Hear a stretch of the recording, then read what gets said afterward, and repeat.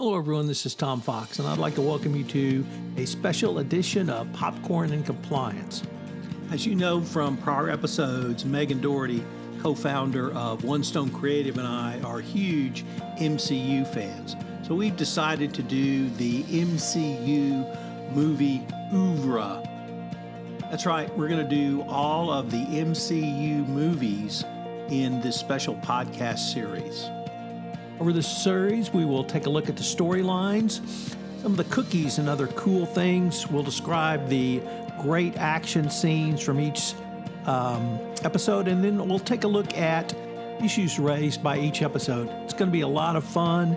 We will take things from the societal angle, from the social justice angle, from the MCU angle, and perhaps even from the compliance angle.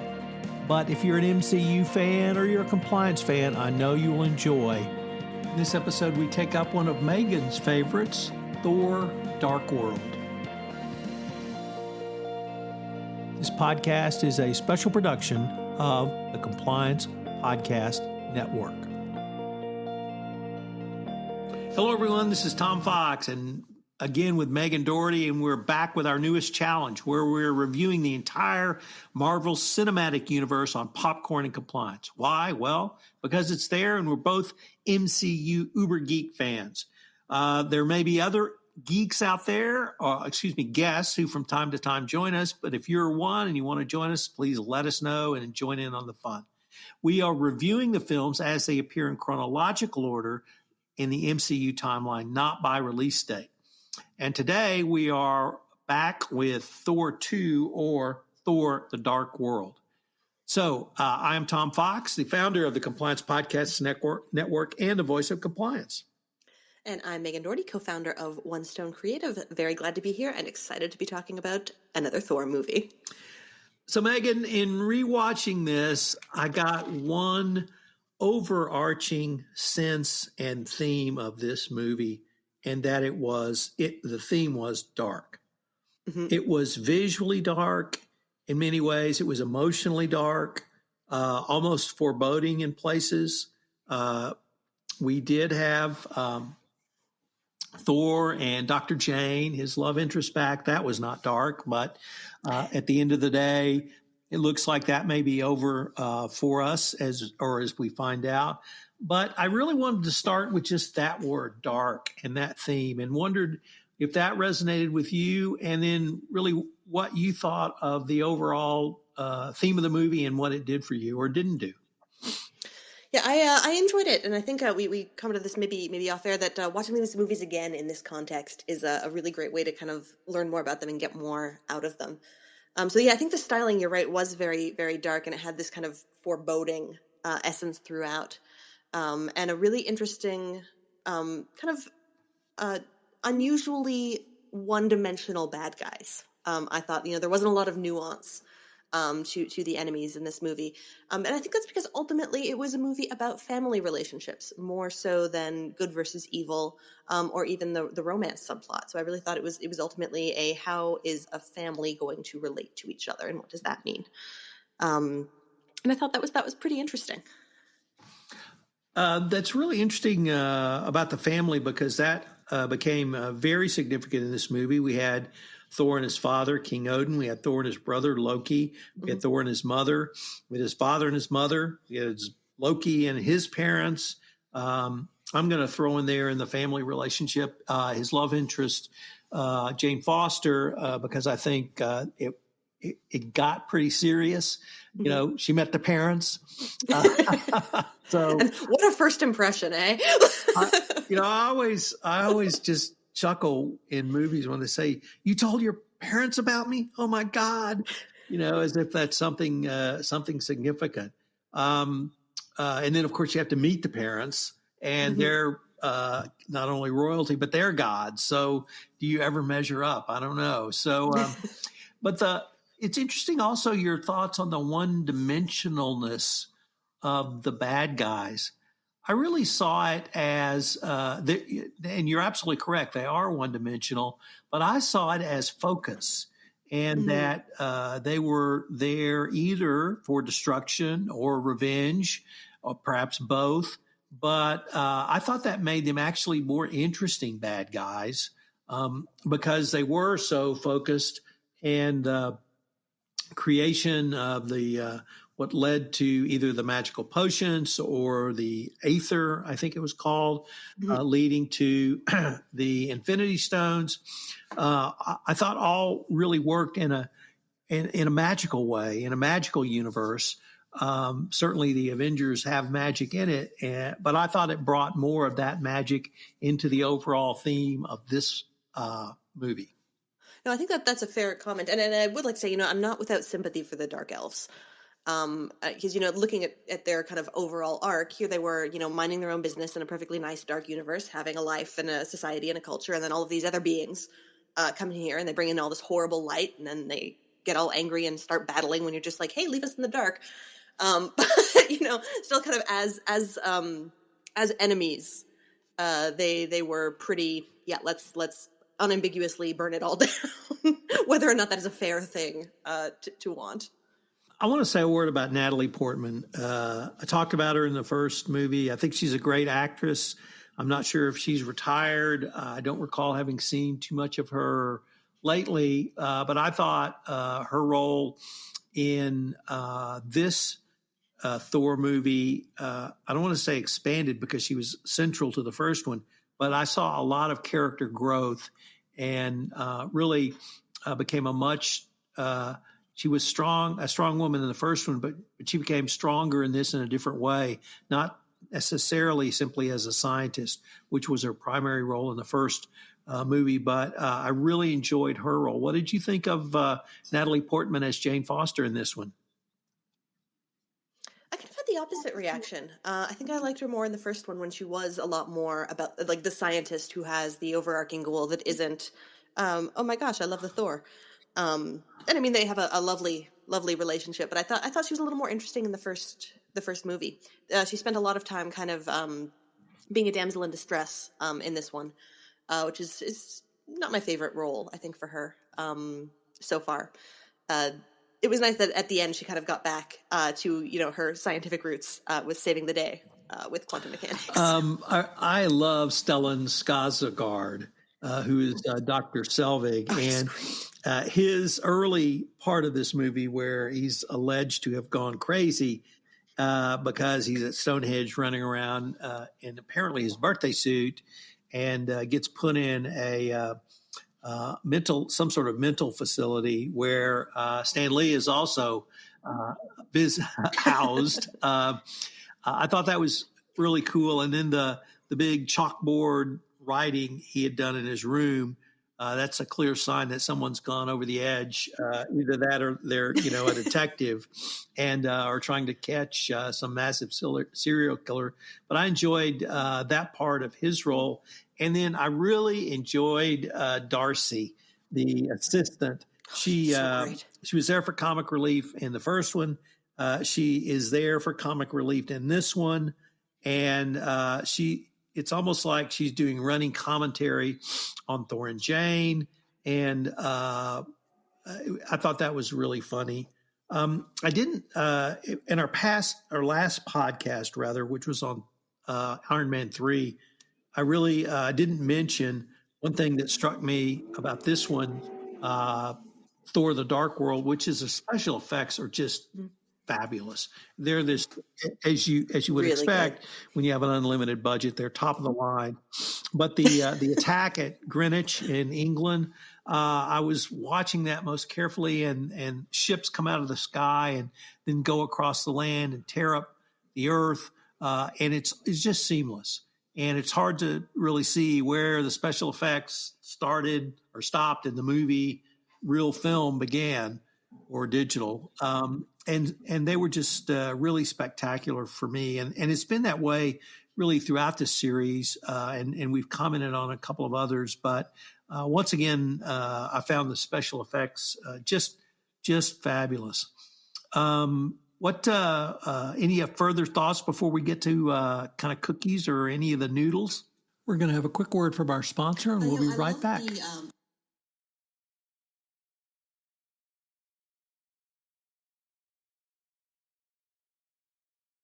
Yeah, I love the the cookies and the noodles. I love those ships that you're talking, like the Dark Elves ships. They were so cool in action. So cloaking and uncloaking, and then zipping through the city, kind of twisting around like knife blades. Just a super good, terrifying type ship style.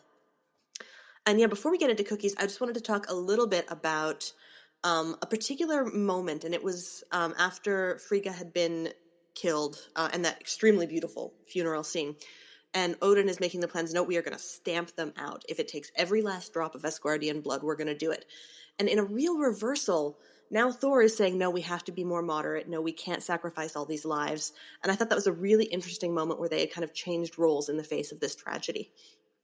And yeah, I thought that was a fantastic moment and a really good way to set Thor up kind of for the next phase of his arc within the MCU. And of course, just a little bit on Loki's trickery. Even watching this movie for the second time, I couldn't pinpoint exactly where it was where he actually escaped and made it out, and what was an illusion and what was real the whole time. So I'll call that exceptionally well done. Maybe we should talk a little bit about Loki here, because you really saw, I think, more phases of Loki. You saw him clearly as the trickster.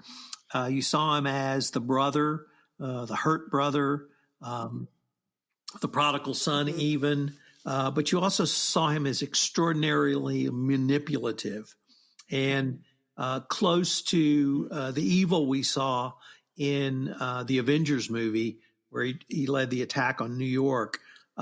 So just a wide range of versions and visions of Loki.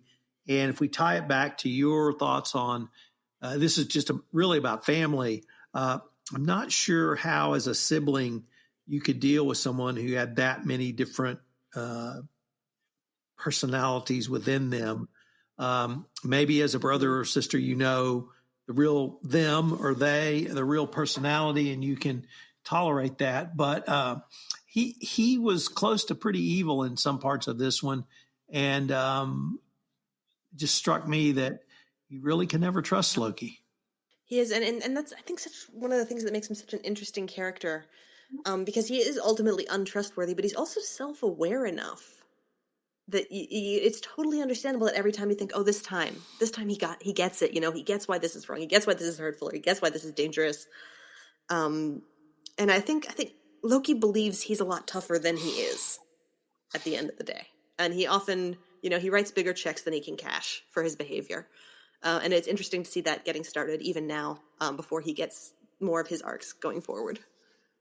My Easter egg / cookie / noodle, Megan, in this one comes at the end of the movie when we see the Collector. Oh, yeah. For the first time. And I forgot how delicious this scene is.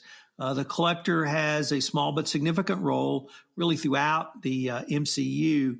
And we're also introduced to the Infinity Stones. Mm-hmm.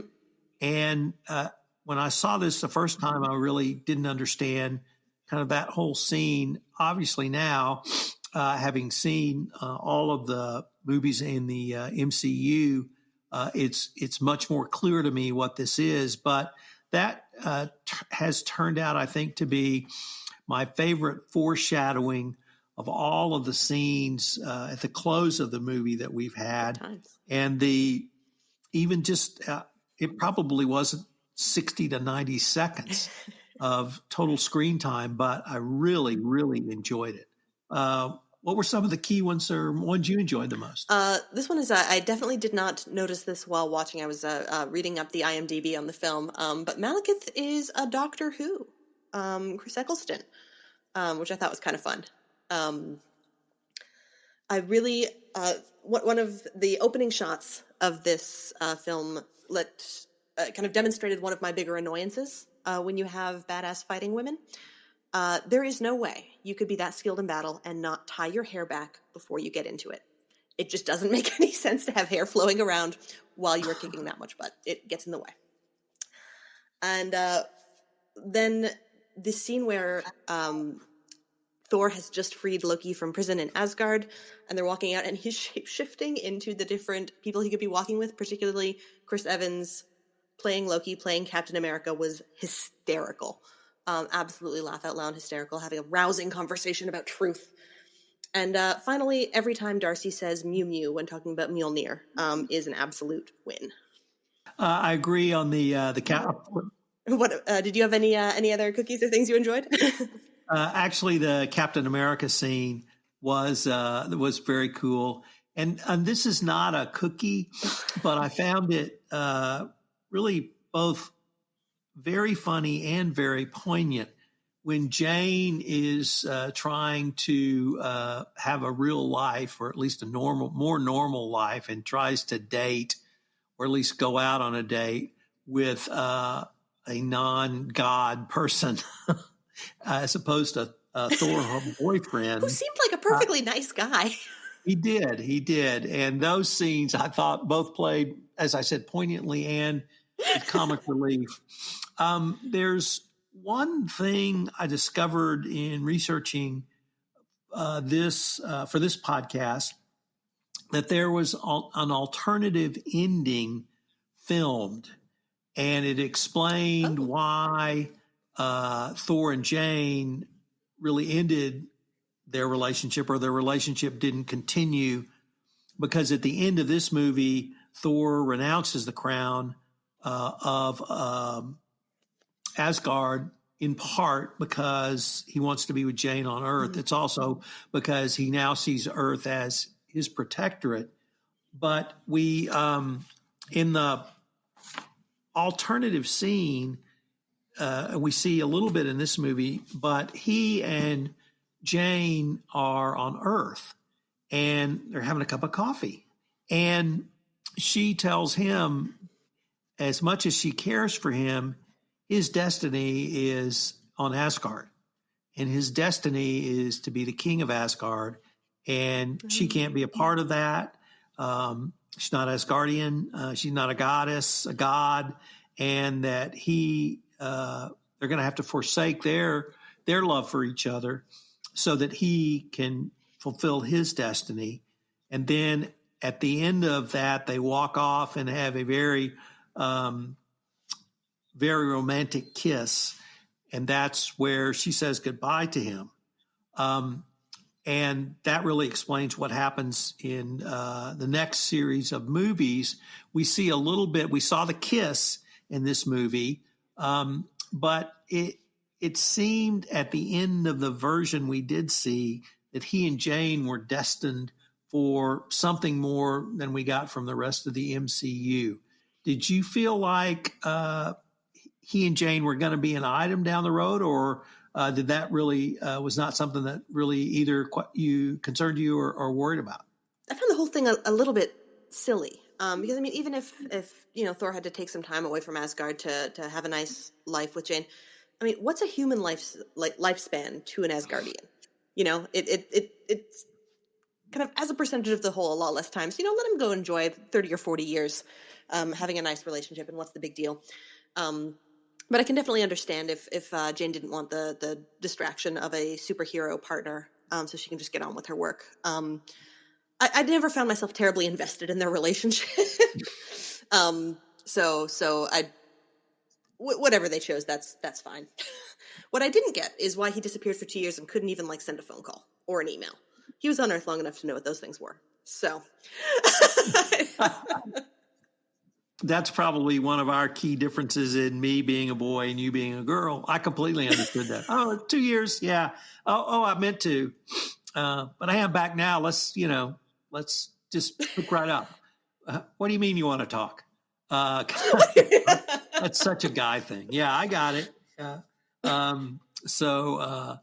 Well, Megan, as with all of the movies that we've seen, I've thoroughly enjoyed them, rewatching them for this podcast series. But I'll have to end up really with where I started, which was the darkness. And we've talked about that. The title is, I thought, perfect. And even with the darkness, I thought it brought texture and really expanded what I knew of Asgard, what I knew of Thor and Loki, obviously Odin as well. So I really enjoyed this. And I know Thor is your favorite character, so I'm going to ask you to maybe close us out with your thoughts on this movie and how it really fits into the Thor trilogy, at least the trilogy so far. I always kind of wonder, when these movies were made, how far in advance they were planning for trilogies. And this one was a really dark film, but it was Thor's growing up film. He had kind of his coming of age, I guess, in the first one. And here he had I actually am going to be, a man and a person, not just that my father can be proud of, but that I can be too. And I think that sets him up to be ready to be a much more involved and interesting character in the rest of the MCU. About this movie being so dark and, so much of it's so grim, it makes you appreciate the light at the end so much. And kind of the lighter tone maybe that is going to be coming in the next Thor standalone movie. Well, Megan, as always, I greatly enjoyed this episode, and I hope our listeners will join us again for our next episode in Popcorn and Compliance, the MCU series, where we take up... I am ready for that soundtrack. Guardians of the Galaxy 1. Hello, everyone. This is Tom Fox again. I'd like to thank you for listening to this episode of Popcorn and Compliance, the MCU series. Hope you will join Megan and I again for our next episode where we take up the Avengers. Also, I'd like to tell you about a special podcast series that recently premiered on the Compliance Podcast Network, Trial of the Century, the Enron Trial, where with business journalist Lauren Steffi, who covered the Enron trial, we take a look at the trial of Enron as opposed to the bankruptcy. I know you'll enjoy it if you like fraud, if you like trials, or you just like a good story. Check it out on the Compliance Podcast Network. This podcast is a part of the C-Suite Radio Network. For more top business podcasts, visit c-suiteradio.com.